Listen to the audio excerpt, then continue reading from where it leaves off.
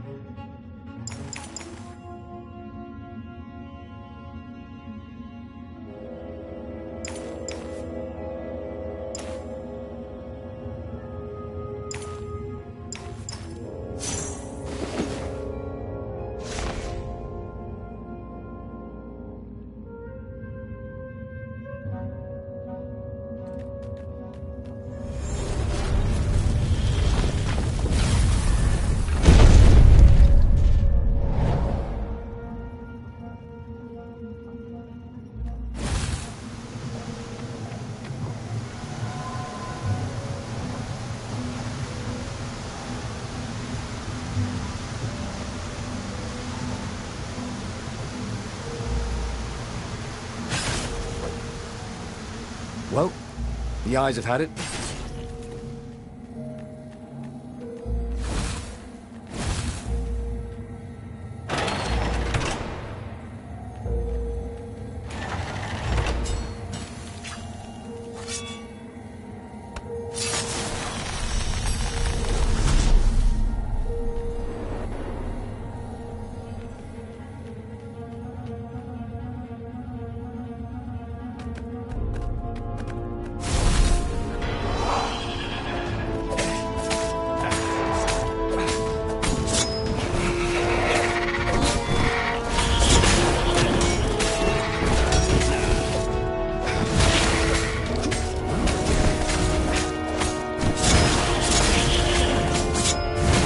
Surprisingly unwounded.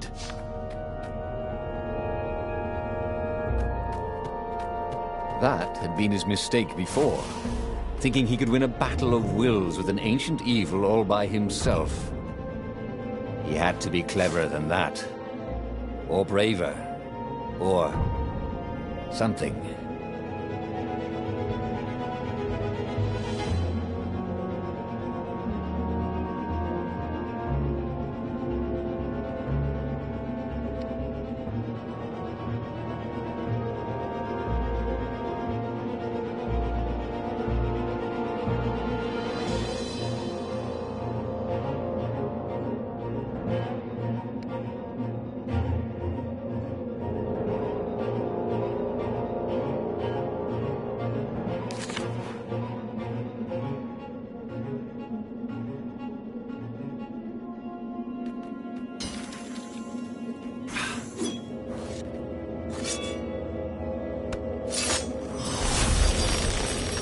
There was a pleasant breeze coming through that door. Had it been closed before?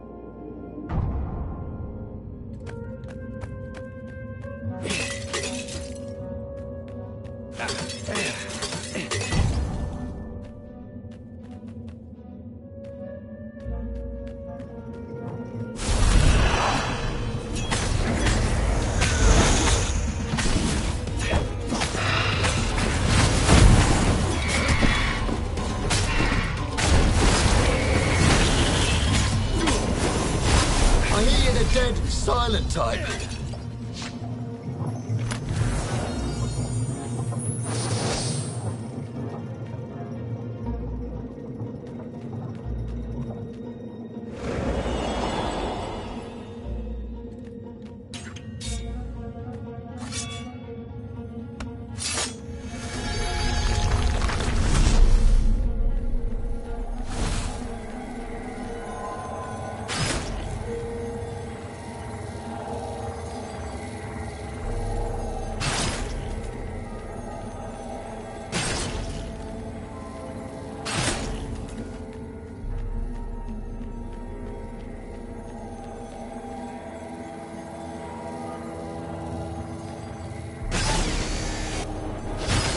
Two eyes good. One eye dead.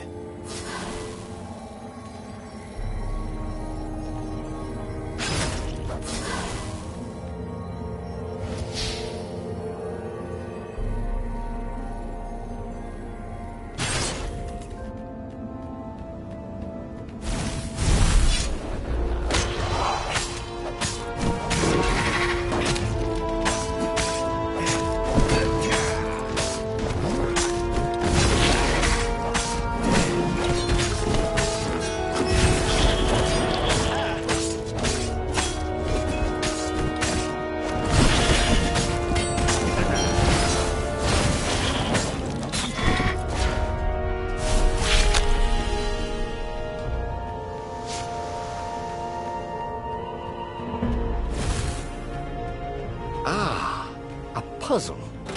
Renato loved puzzles, except when he couldn't figure them out. On the other hand, if there was a puzzle, it was probably meant to keep people away from something good.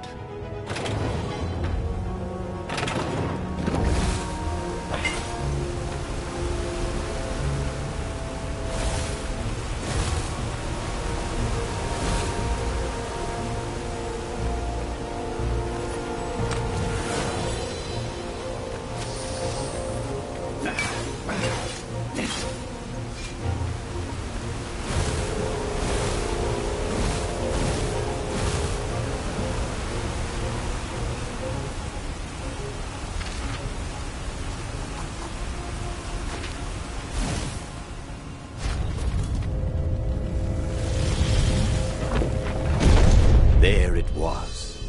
Skyripper's armature. The stuff that dreams are made of.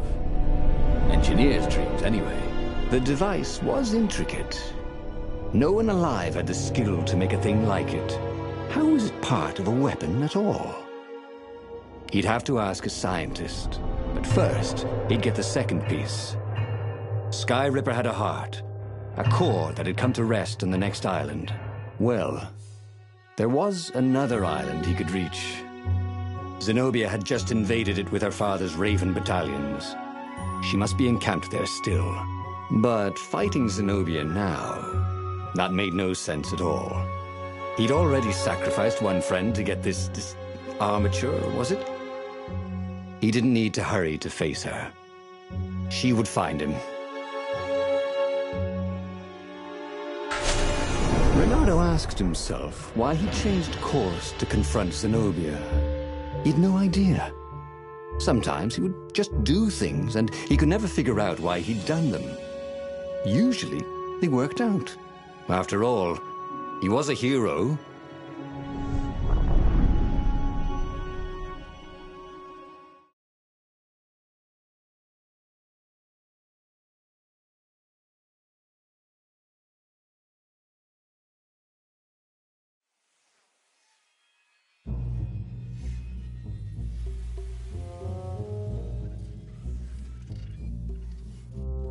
The truth is, though, he wanted to see her, wasn't it?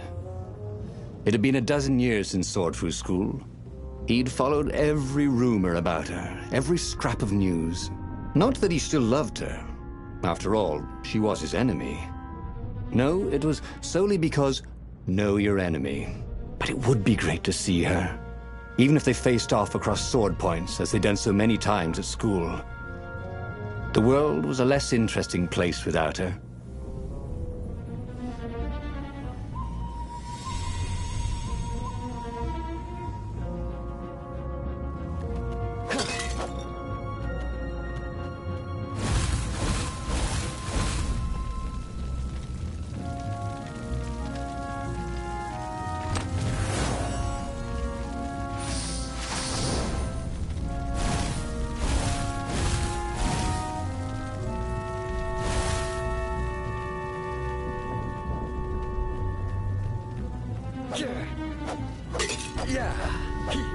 He was practically sure he'd find something useful in one of these things.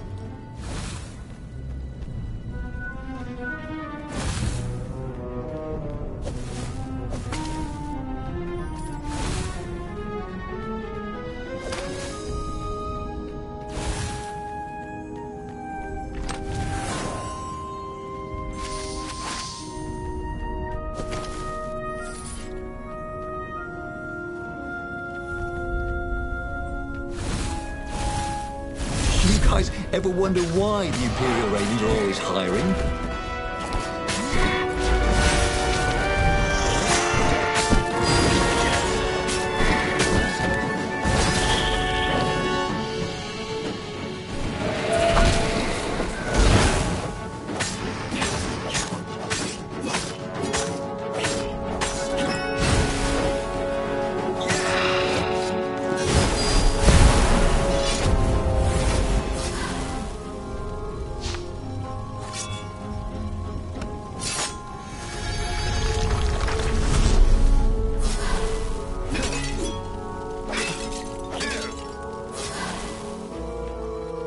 It would be fun to try out that one.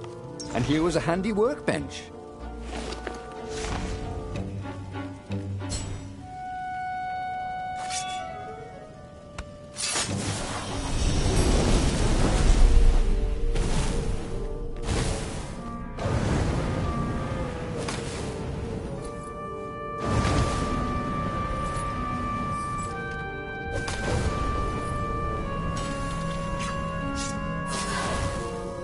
Sharp? Check. Pointy? Check. Flexible? Check. What else do you need in a sword?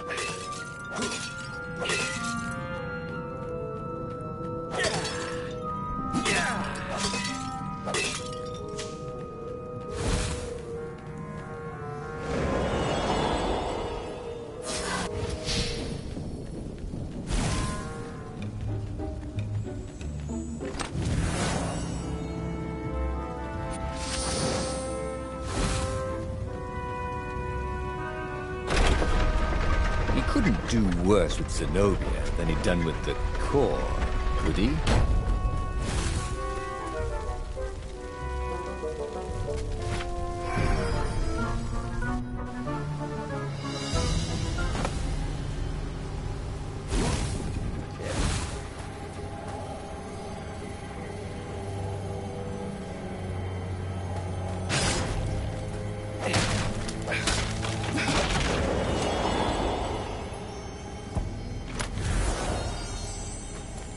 There was blood on this one, so it hadn't saved its owner. Renato wasn't entirely sure how he was going to capture Zenobia. She'd be expecting him, and he didn't have Lapino to cook up a clever plan. Why was it again that he hadn't got the core? Maybe because the results tended to be disastrous. These streets were familiar. The Sword Fu School was closed now, but he had been down that street 1,000 times. He knew that pub. He knew that alley. He knew the alley behind it much too well. No wonder Zenobia had chosen to invade this island herself. It was time for a little exploration.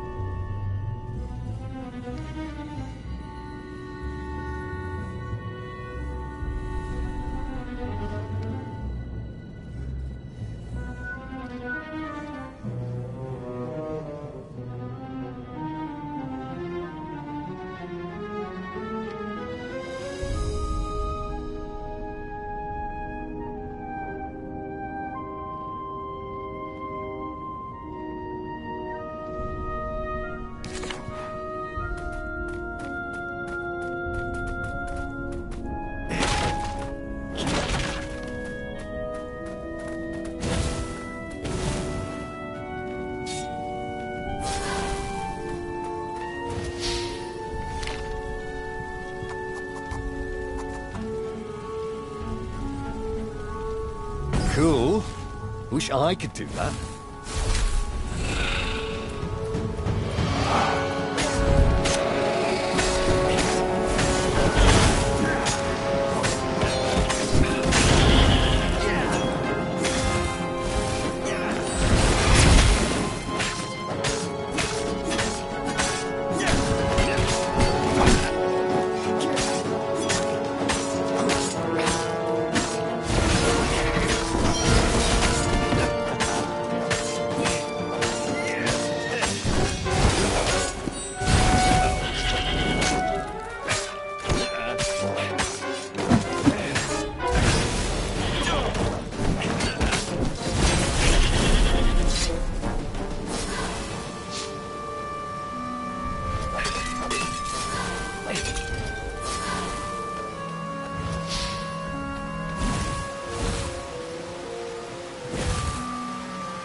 Renato slinked through Zenobia's ship, making no sound at all.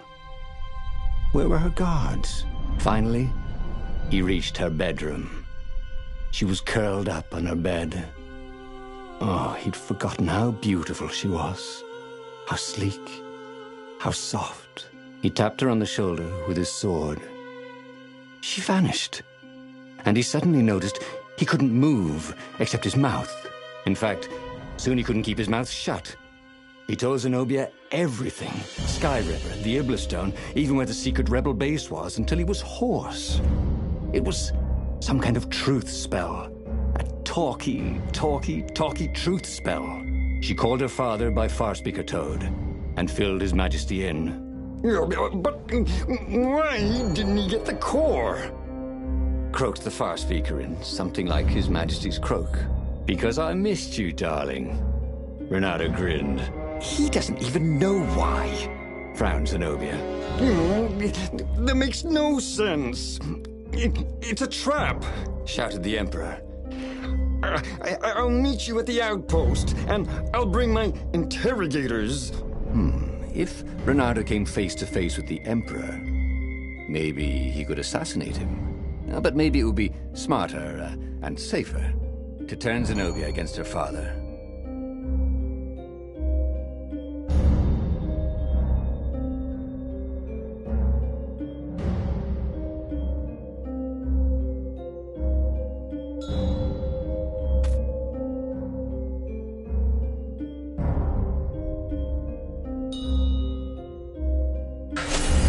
What are you doing? Asked Zenobia. Did you ever wonder why the Emperor adopted you? He asked her. She shook her head. He told her. His Majesty wanted to bring the lost gods back. They could make him an eater of souls, an immortal. But to seal his bargain with them, he needed a sacrifice. Someone who truly loved him. She was stunned. Furious. You're lying. Under a truth spell? It's a trick. You can't prove that. Take me to the observatory, and I will.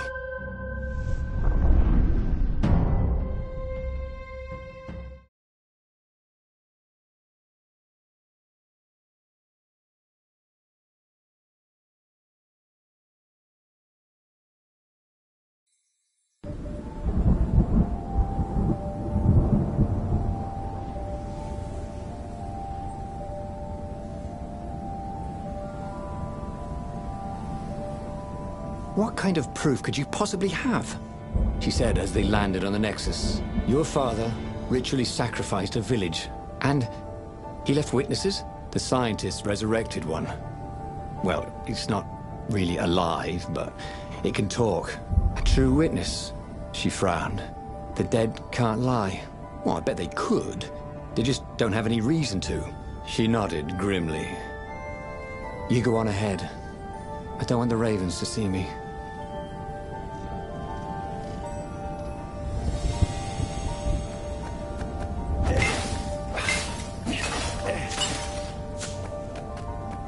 He knew the known knowns, and even some of the known unknowns.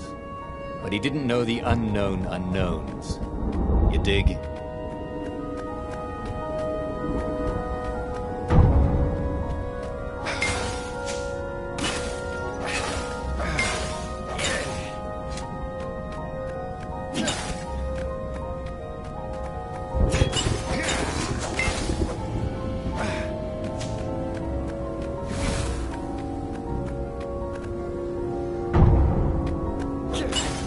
Well, they really needed to redecorate anyway.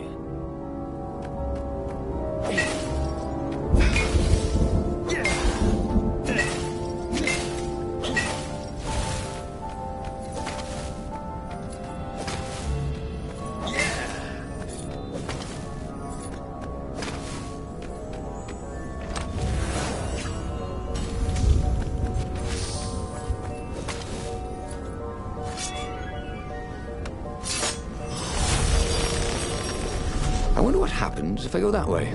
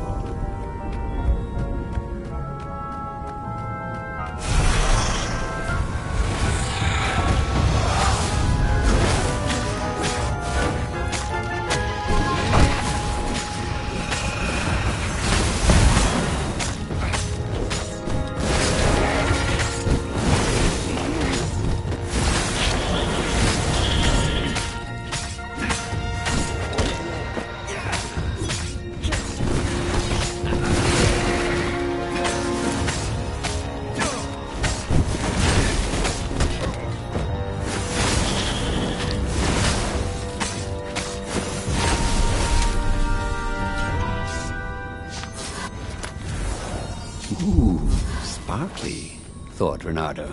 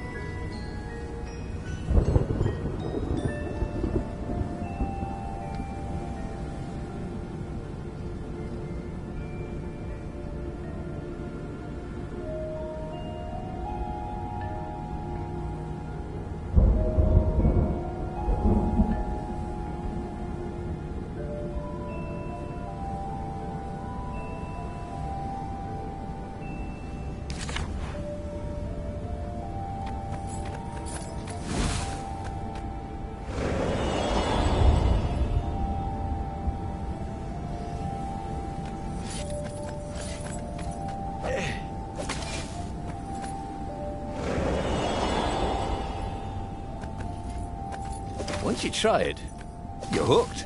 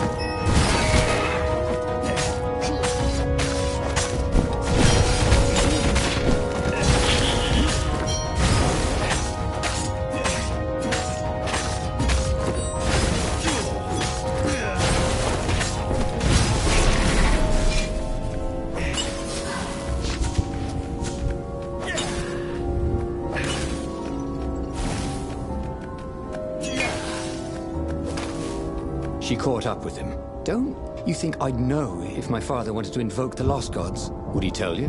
No. Would you help him? No. I'd burn his books. Why'd he adopt a stray cat? You don't ask a thing like that. No.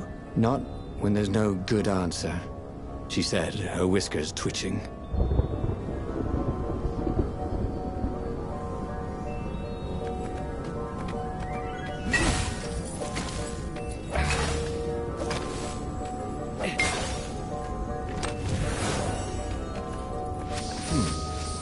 Get all the ingredients for a pretty nifty sword.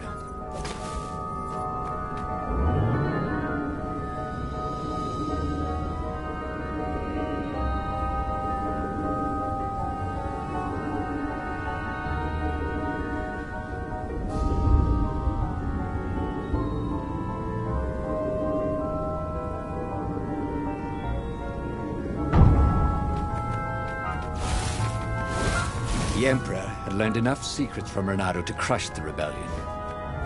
It will be a fair trade if the scientists could convince Zenobia to change sides.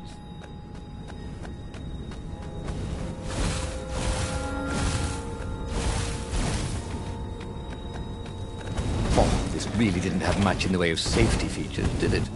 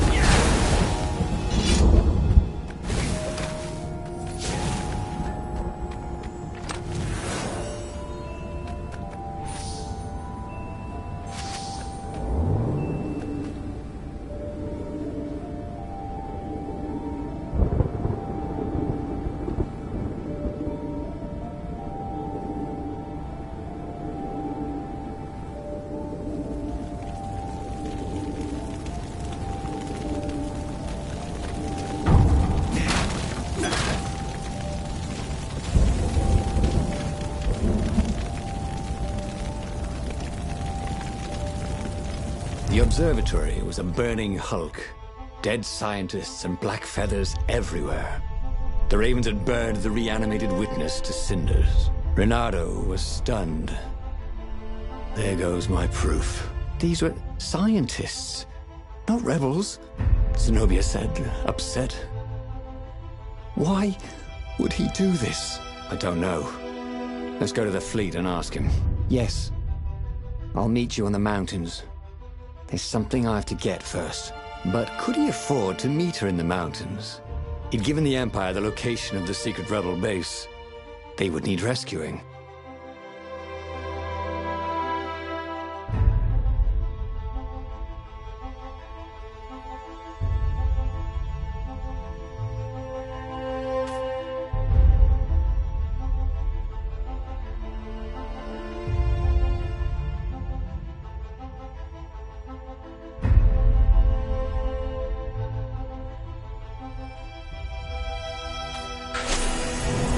Was he going to meet up with her? Wasn't it more important to rescue the Rebel Council from the almost certain Imperial attack? Why was he in this war anyway? Was it really to fight the good fight, or did he just want to see her again? One of these days, Renato thought, I should really figure out my motives before I pounce. Nah.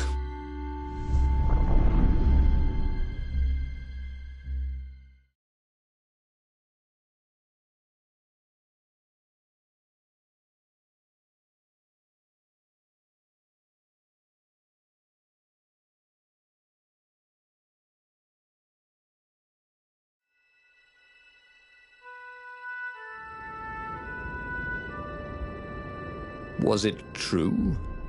Was he on this adventure just to see Zenobia again?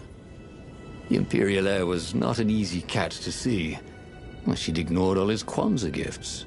And on the other paw, trying to get a date by joining a war against your intended was, let's say, pretty optimistic. But on the back paw, thought Renato, yes, it sounded exactly like him. Good, I'm so glad we had this little chat, he told himself.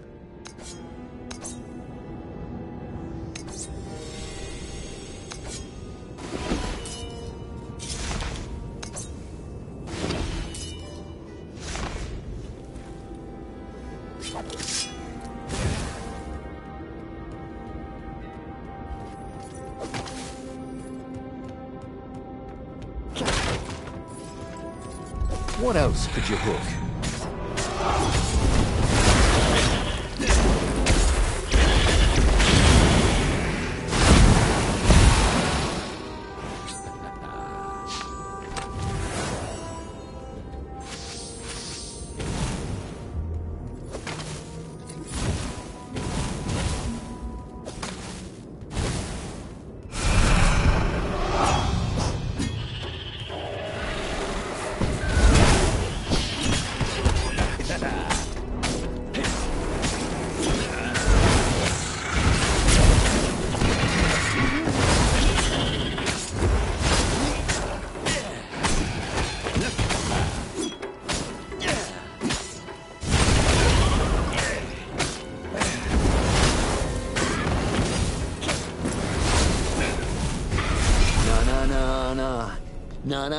No. Hey. Goodbye.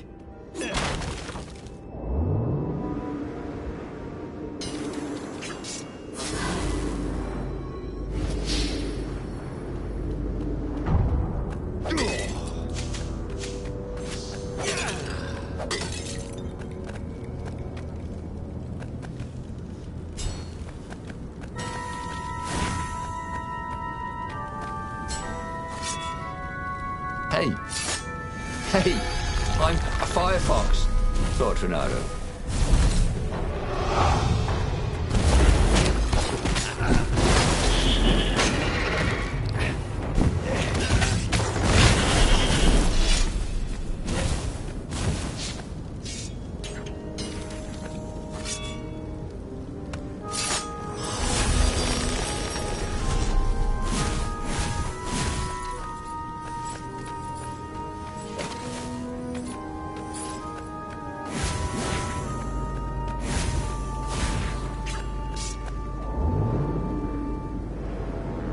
No skateboarding, the sign said.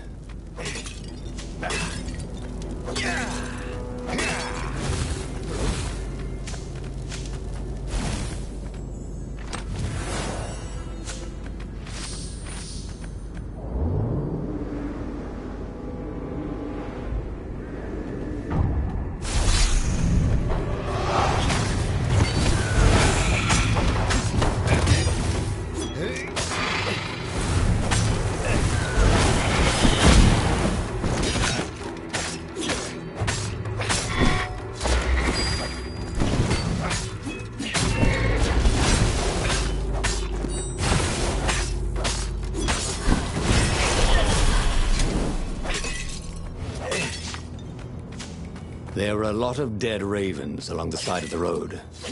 Someone had rampaged through here on a killing spree. What had Zenobia gone to get? He had a chilling feeling it was the Iblis stone. Zenobia was level-headed. A stone could make anyone bloodthirsty. You could tell her style from the blade work on the dead birds.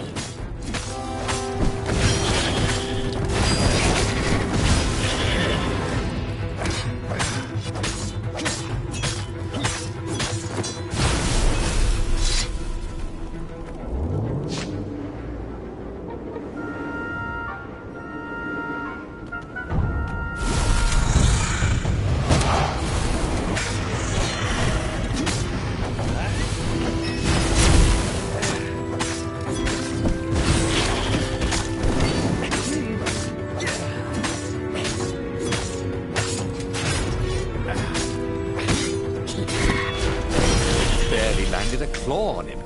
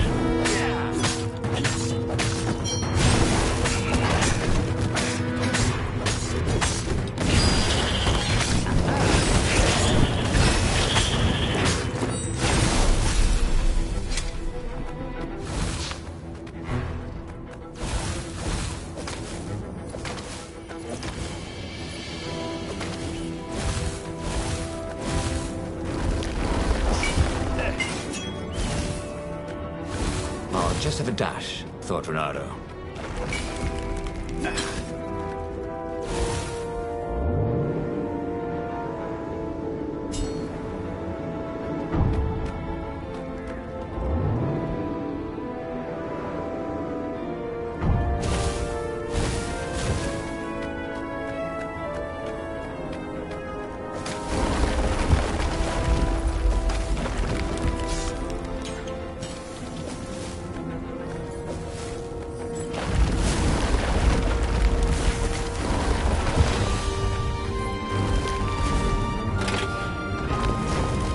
Once, he'd found a Superman issue #1 in mint condition. Renato wondered what he should do when he found Zenobia. What could he do if she had the Iblis stone?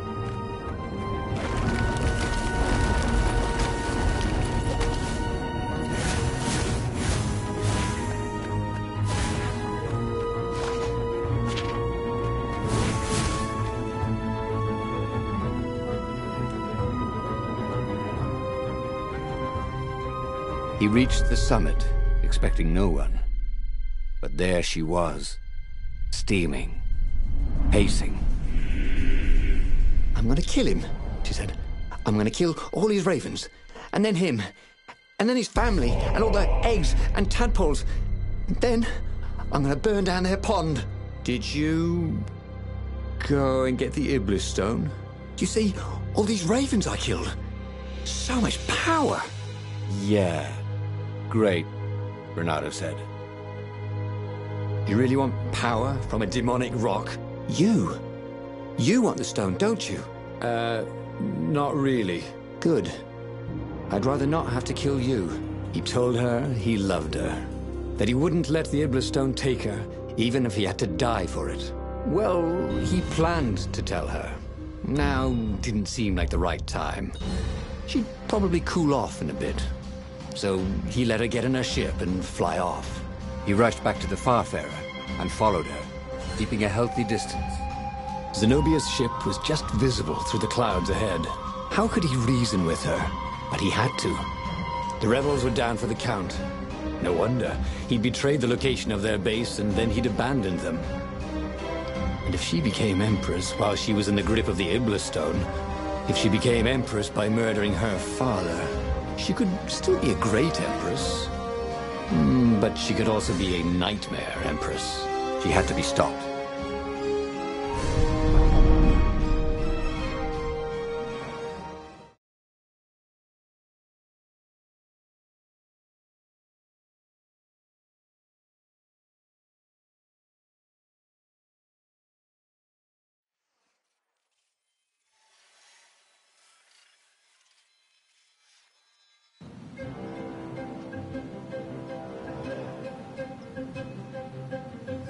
There were more dead ravens along his path, some of them wounded in the back. He knew she could have easily talked her way past them, or clouded the little tiny raven brains with a spell. She was going out of her way to kill everything in her path. This wasn't Zenobia, not as he knew her.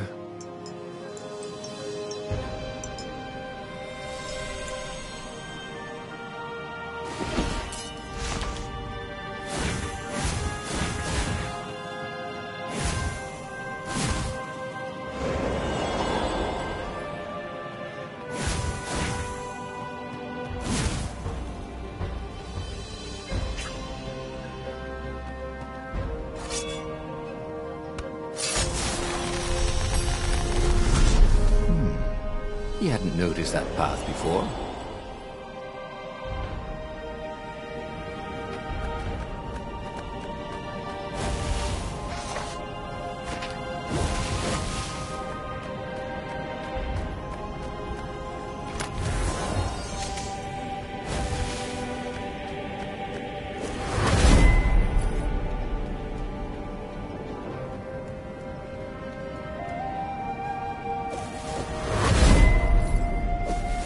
Hoped his hook didn't break.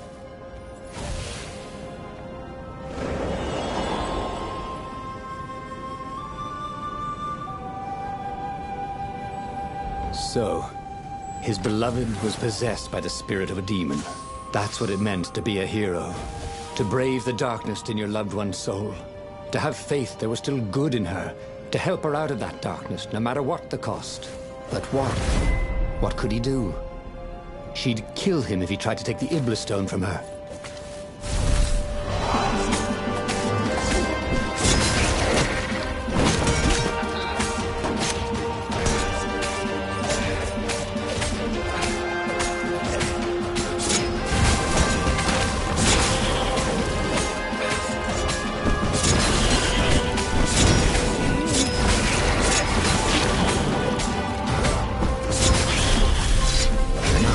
So much.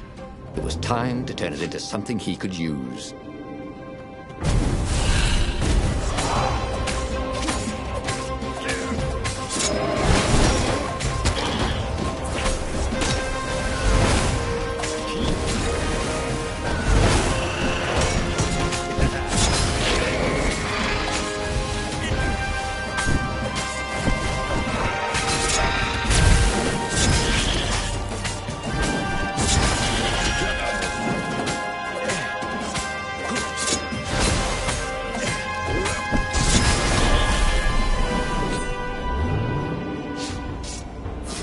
It was a bit windy up here.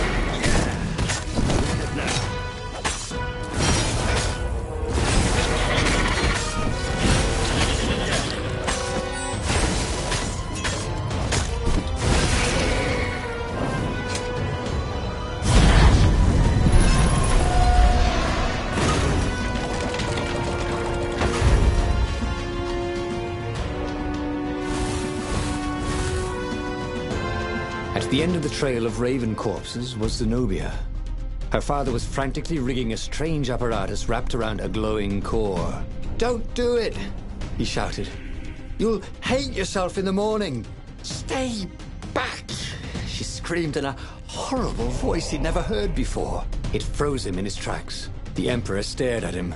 "Run," he told the toad, "or hop!" But he didn't manage to voice it, only think it. Zenobia stabbed her blade forward, and His Majesty fell dead. She began laughing hysterically. Or was she weeping? "Just walk away," she laughed at him. "I've no more use for you." There was something he needed to do, but he couldn't figure out what it was. So he did as he was told. As he walked away, he felt a chill in the world. The light in the sky seemed to dim. He didn't dare turn. He had a nagging feeling there was something he should have done just then. Something heroic. But he could not have taken the Iblis stone from her by force, and she would not have parted with it willingly. A cold wind blew from where she had been, but he still didn't dare turn. And then, an awful laughter filled the air, and all the torches and all the ships went out, and he realized what he should have done. But by then, it was too late to do anything. Oh, damn it. He'd lost again, and died. But there was burning Ubar behind him. He still had all his destinies ahead of him. But he'd learned another true thing. Zenobia still had feelings for him.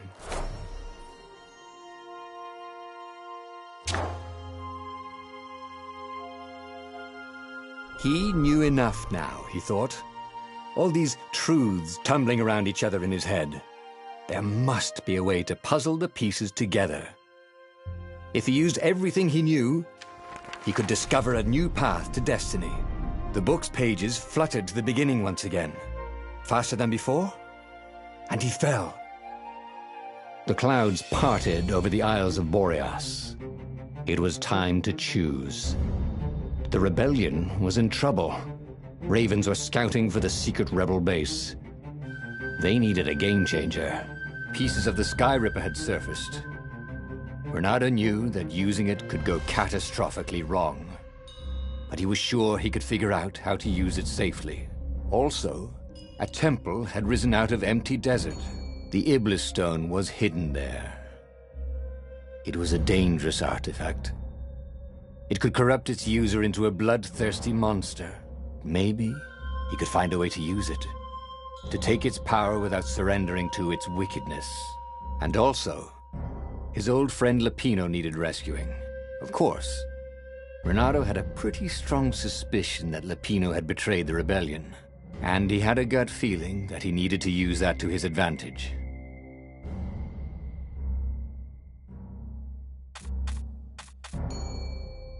Renato finally realized that Lapino was a traitor to the cause, and maybe Renato could use that somehow.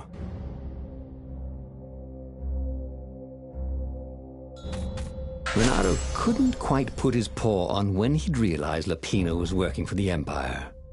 He'd never exactly seen Lapino sending coded messages to the palace, but he was sure.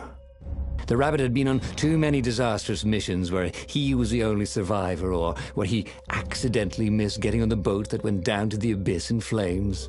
If Renato could prevent Lapino from getting back to the fleet with all the intelligence he'd probably gathered, it might be worth the trip.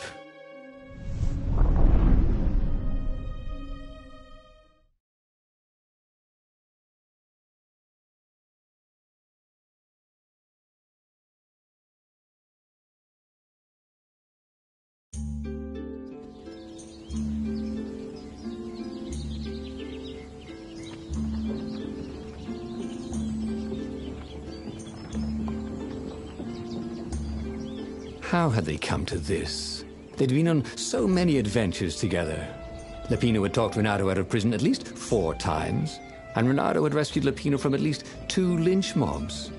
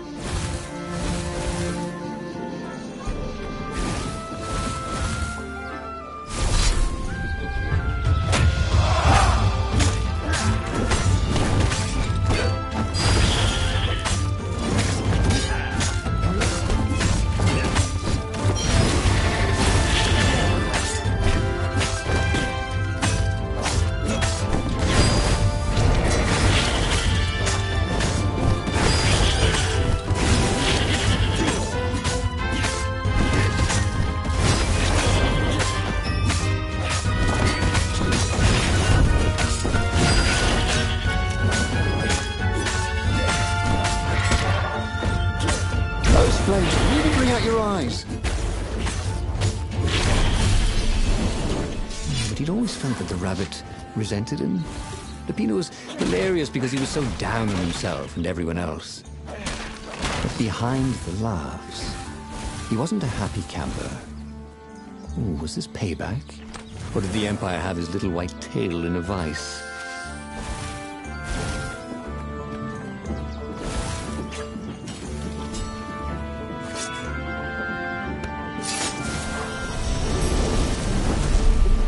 You never knew where the road would take you, thought Reynardo.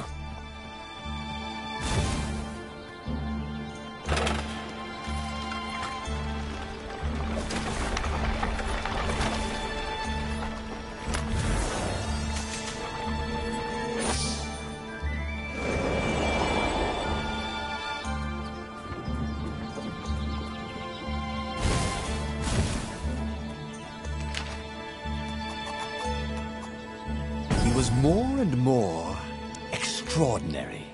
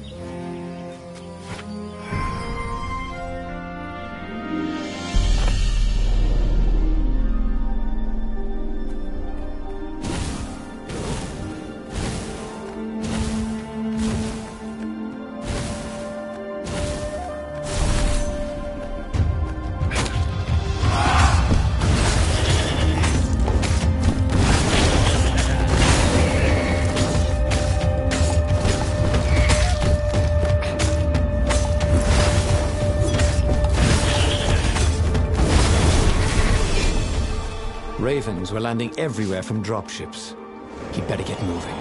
If they got to Lupino first, the rabbit would give the Empire all the intelligence he'd been stealing from the rebellion, and they'd probably give him a medal. He'd have to be very careful about how he played Lupino. At the slightest hint of danger, the mad rabbit would take off like a rabbit.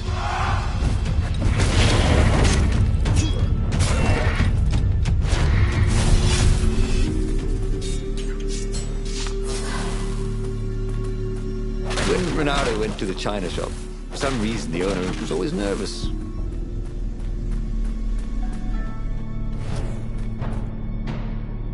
Bloody and exhausted, Reynardo finally reached Lupino.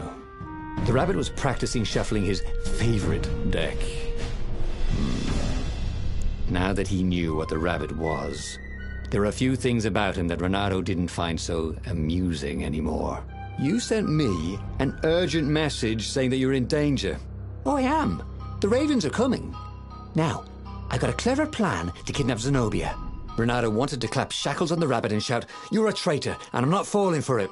But if there was one thing Reynardo was sure of, it was that the core of the Sky Ripper was dangerous mostly to its user. If he could put it in the Emperor's hands, old Isengrim III might blow himself and his fleet up with it. Yes. That was it. Reynardo felt like a real hero, brave and smart. He told the rabbit all about the Sky Ripper's God's Eye core. "I'll go get the core while you attack Zenobia," he told the rabbit. "But wait, I've an even better idea. I'll get the core and you attack Zenobia," said the rabbit.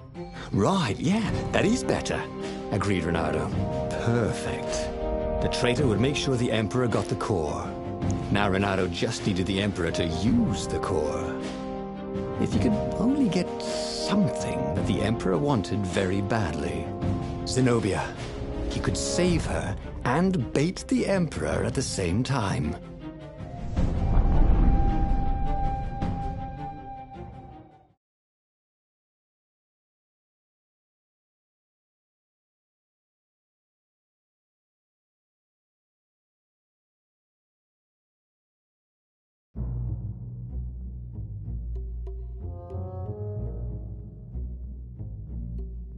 Right. Now, all Renato had to do was fight his way through Zenobia's invading troops, sneak onto her ship and into her bedroom, and kidnap her without any of her dozens of guards alerting her. Then, he would rely on her love for him to convince her how evil her father was, so she'd run away with him instead of going back to her father, who was going to blow himself up. It did sound a little risky. But Renato had a feeling it would work out somehow. It always did.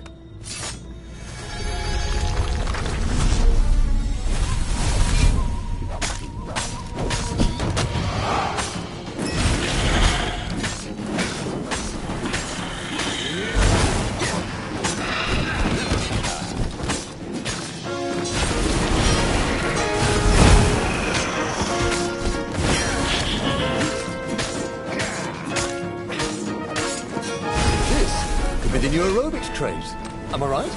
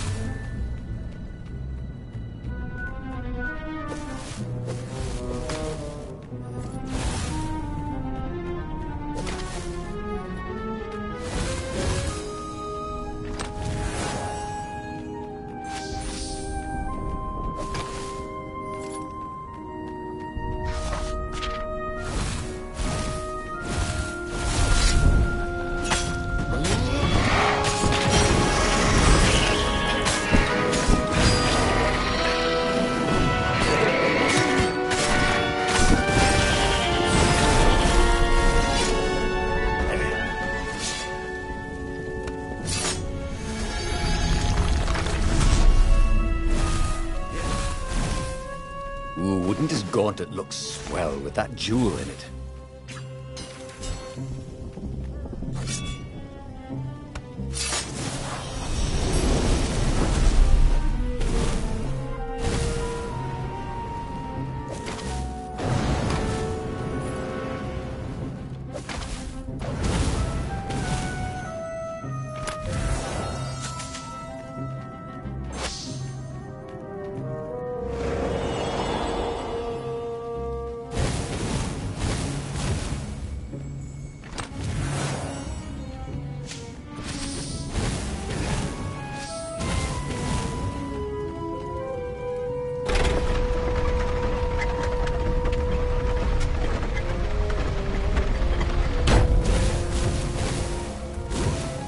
Gogglers.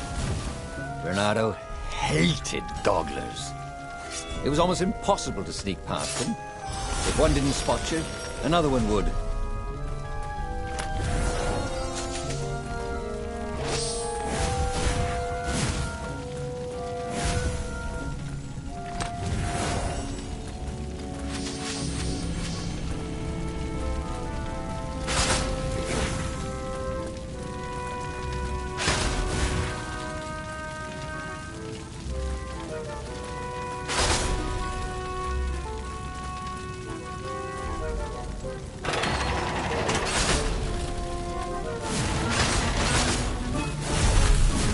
Who are you looking at?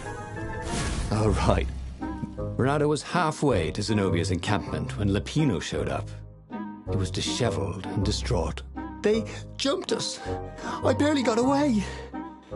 Oh, they got the core. Oh, it was all going according to plan, thought Renato. Now he just needed Zenobia on his side. Yes, that was even better. The Iblis Stone. Zenobia could get it. And then the Emperor would have to pursue them. Wait, no. The gem would corrupt anyone, even her. That's it, he thought. Even Lapino. Even though Lapino was already a traitor. It would turn him against his secret master, the Emperor. He would try to make himself Emperor. And the Emperor would have to defend himself with the core. Boom. He was a super genius. This is terrible, Renato told the rabbit. If only I had gone for the Iblis Stone. But now it's lost in enemy territory. He handed Lapino a map. It gives the bearer so much power. We can only hope the Emperor never finds it. What was that? Said Lupino. I think someone's following us. I didn't hear anything. Rabbit ears. You go on ahead. I'll check it out. And with that, Lupino hopped off with the map.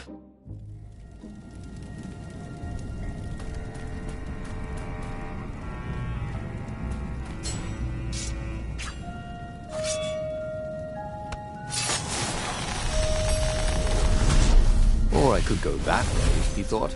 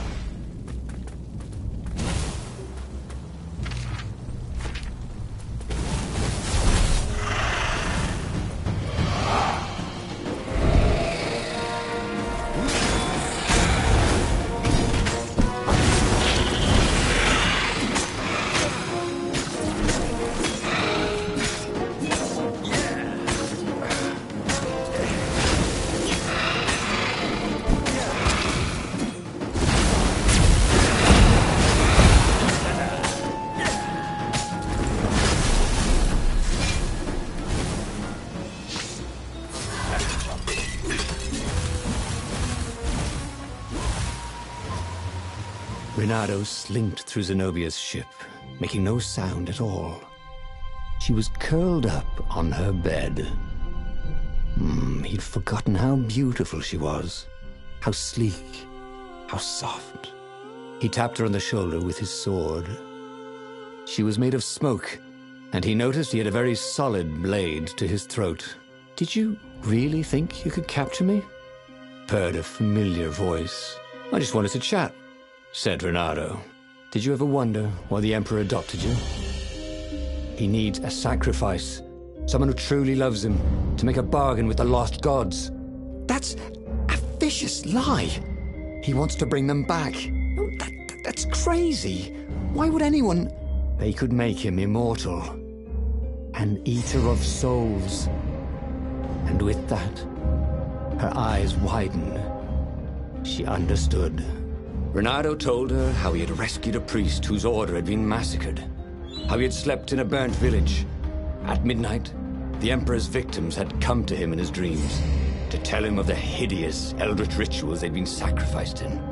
He could still see those kittens and puppies, their wide, sad eyes, their moist noses. "You can't prove that." "I've got a witness at the observatory."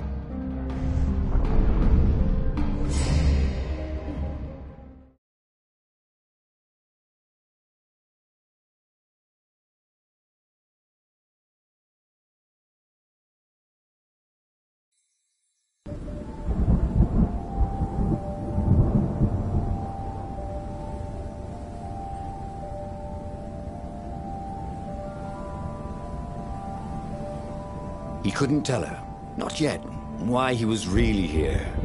He didn't want her to be anywhere near the fleet when her father blew himself and Lupino up. So he told her about how the Emperor's obscene rituals had raised ancient artifacts out of the land. How he'd followed the appalling trail of the hideous horrors His Majesty had perpetrated for the sake of his own immortality. "Any of this ring a bell?" he said. "He told me it was all lies." "You've always known when I was lying." "I always hated that about you," said Reynardo. The rebellion had started after atrocities that the Empire hushed up. Reynardo had rescued a priest whose order had been massacred for one book. He had slept in a burnt village. Dead kittens and puppies had come to tell him what the Emperor had done to them.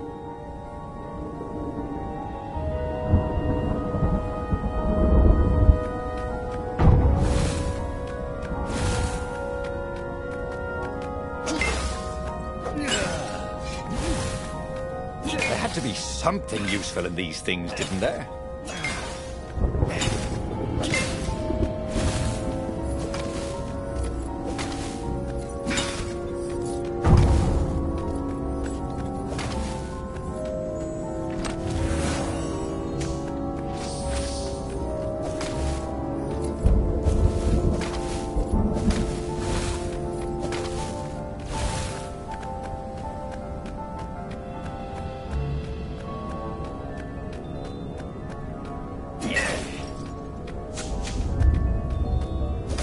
felt like Tarzan.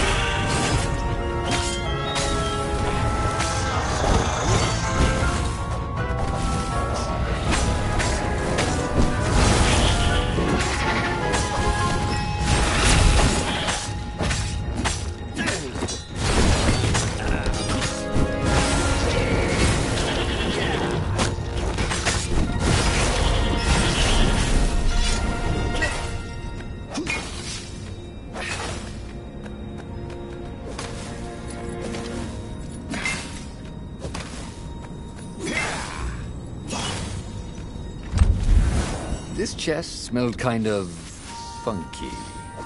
He hoped he didn't get it in his clothes. Don't you think I'd know if my father started practicing black magic? Why? Would you join in? No! I'd destroy his books and I'd... Oh, God. Okay, you're not completely wrong. They've resurrected one of his victims. Well, look, it's not exactly alive, but it can talk. A true witness, she said.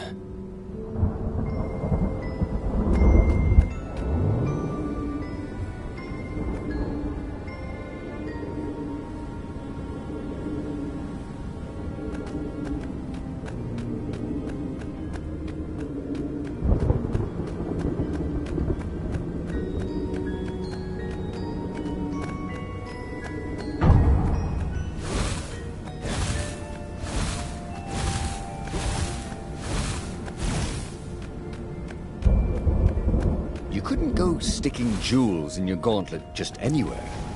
What if you dropped one and broke it? Luckily, there was a bench right here.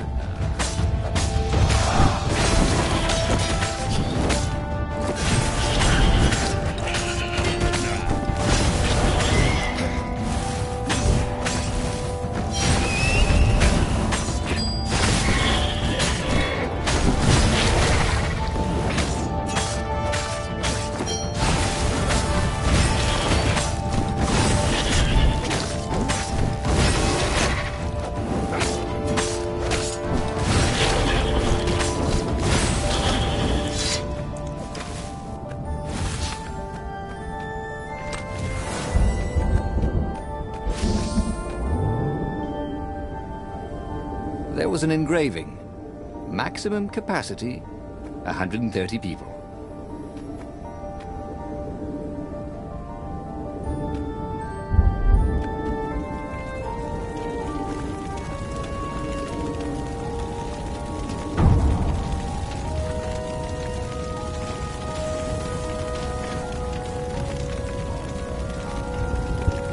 The observatory was a burning hulk. Dead scientists and black feathers everywhere. The Ravens had taken special care to burn the reanimated witness to cinders. Zenobia stared at the carnage. He didn't want me to hear the witness, did he? I guess not. What's your plan? She asked. So, Renato explained his brilliant gambit.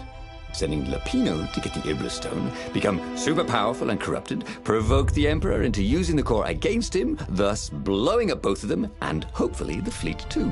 Let me visit your council, she said, shaken. I want to help. Could he really trust her?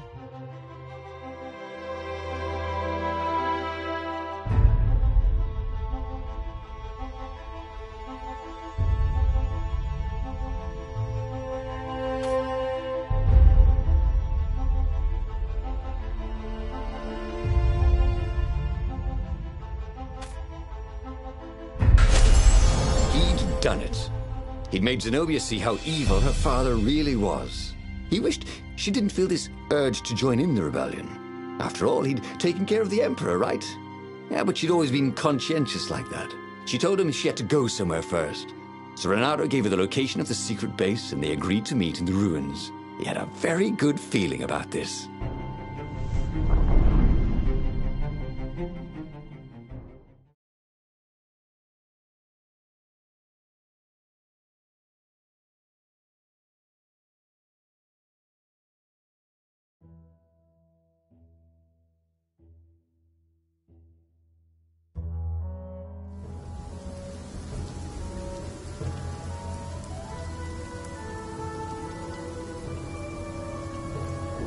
What had Zenobia gone off to do?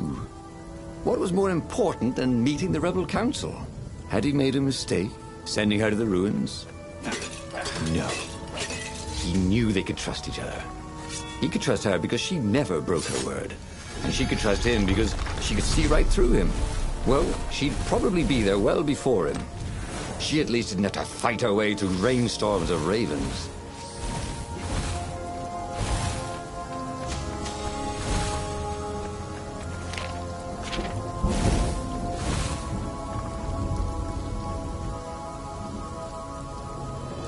What did you do if one of these platforms stalled?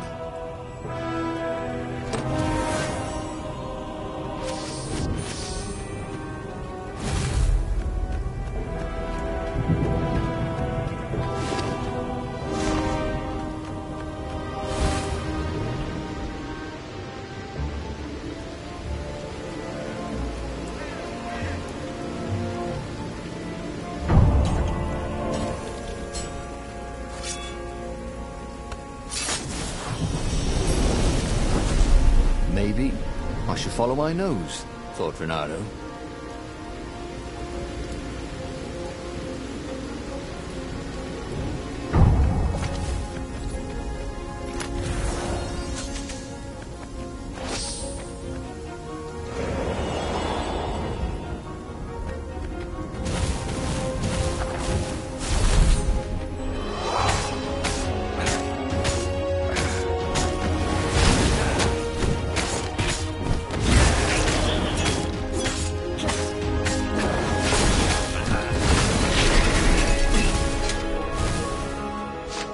As he came around the bend, there was Lupino, unconscious on the side of the path, and Renato could smell a familiar, sweet, smoky scent.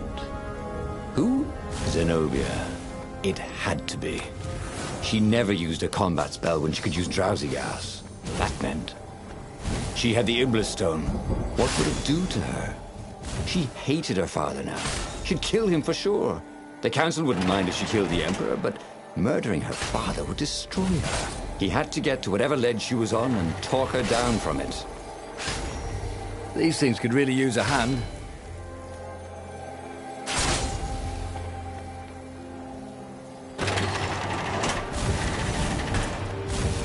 Long stairs. So he was close to the rebel base. Everything was on fire. So far, so good.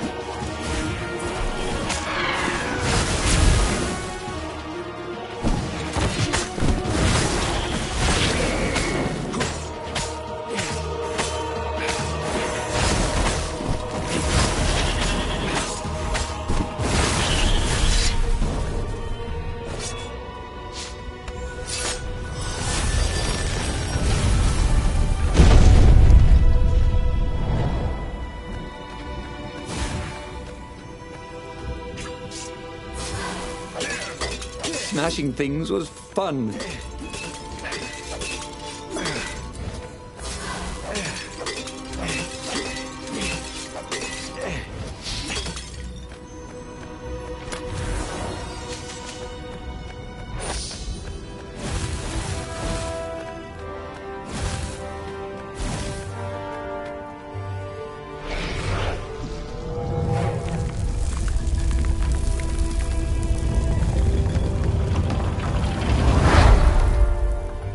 Everyone in the council chamber was dead.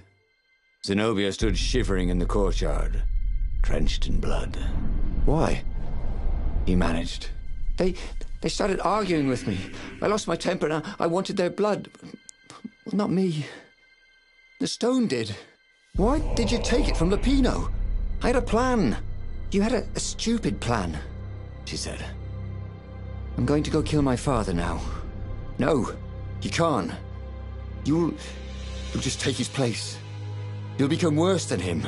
Get out of my way, or I'll kill you too.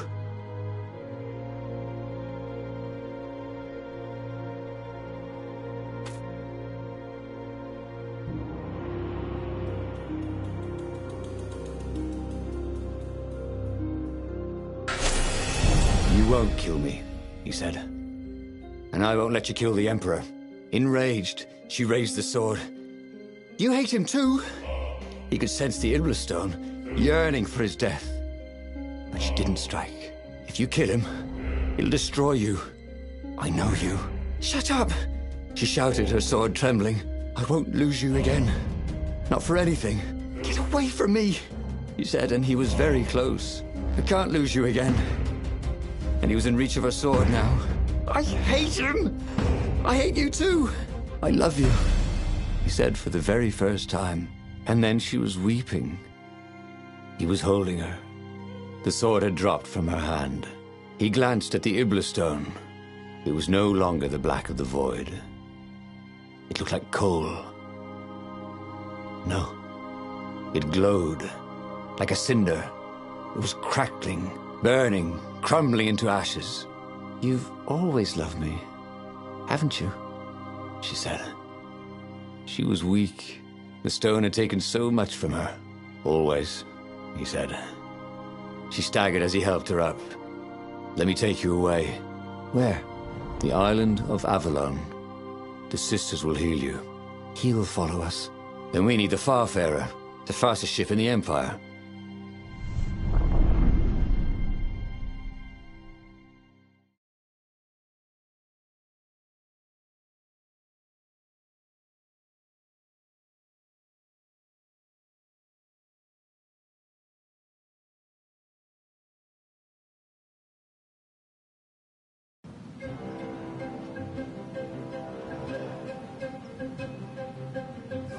The Empire had seized his ship.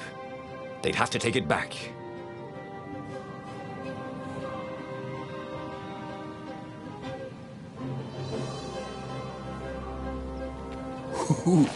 Ooh, a workbench. Did he have any jewels he hadn't tried out? He had.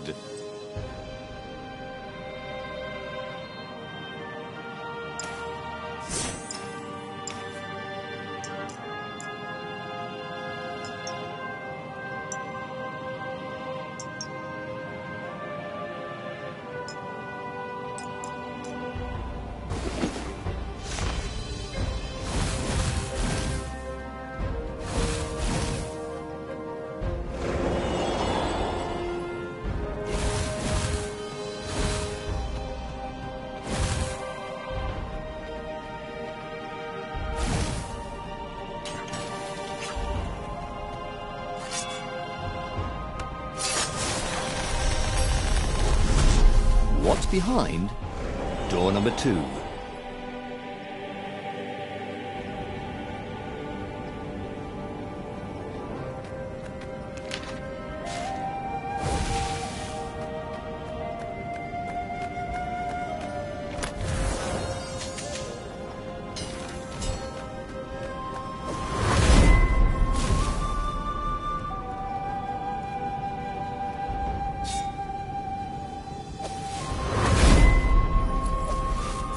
Bernardo wondered idly if people who had built these poles had really, really long tentacles. And there it was, his beautiful skycraft, the Farfarer. They would fare very far indeed, beyond the Empire, beyond the reach of the Empire, to the mystical island of Avalon. He didn't know exactly where it was, but he knew he could find it. And they would find peace there. Second star on the right, and straight on till morning. laughed Zenobia. And they laughed together for the first time in a long time.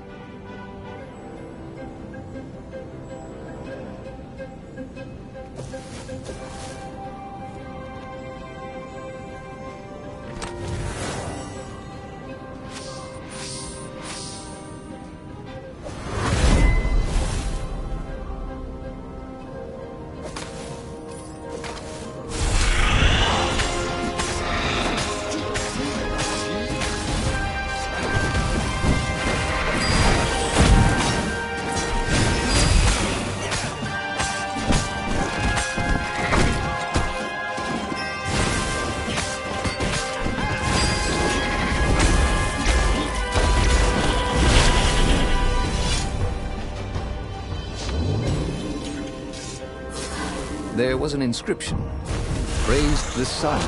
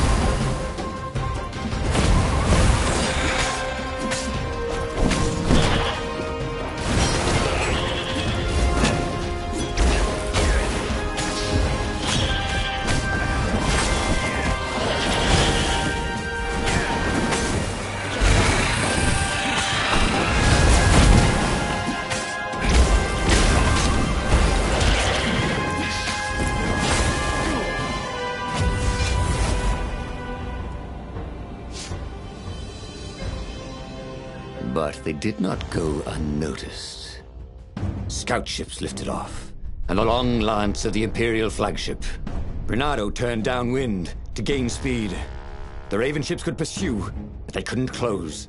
The Far Speaker croaked, "You return her and live!" "Go sacrifice yourself," yelled Bernardo. "Then you won't have her either." On the flagship, the Emperor was readying some arcane weapon. It couldn't be. It was the core. A devastating beam lanced out of the flagship. Bernardo zigzagged wildly to keep the Farfair out of it. Now the Raven scout ships were closing the distance, and the beam was getting closer too. Then came a blinding flash, and the air was searingly hot all around him. There was a thunderous, deafening roar. He could smell burnt oak and burnt feathers and burnt flesh.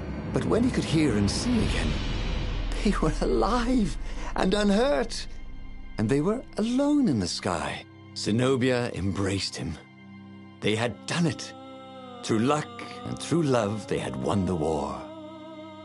"Avalon, here we come," he said as he held her arms wide in the prow of the boat and let her feel its speed. "Maybe the real Avalon is wherever we're together," she said. And so, after a bit of an argument, Bernardo and Zenobia went to one of the two Avalons.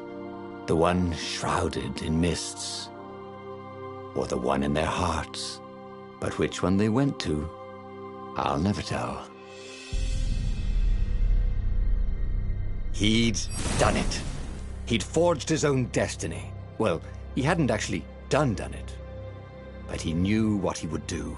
Renato smiled at the book. He practically wanted to kiss it. The kid's sacrifice hadn't been in vain. He'd saved the book and saved the world. Renato owed him and his mother so much. Renato lowered the mainsail and let the Farfarer shoot forward in the breeze. Second star to the right, and straight on till morning. This time, he would win.